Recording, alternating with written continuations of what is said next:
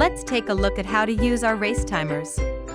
For basic use, set the countdown for how long you would like the race to last. Now, drag the bar for the number of characters you want in the race. Free users can have from 2 to 6 characters in a race.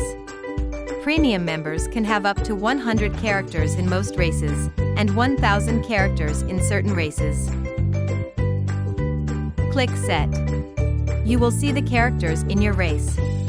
Click Start. And the race will begin. The race will continue until the countdown ends. Instead of dragging the bar to set the number of characters, enter a list of names you want to use.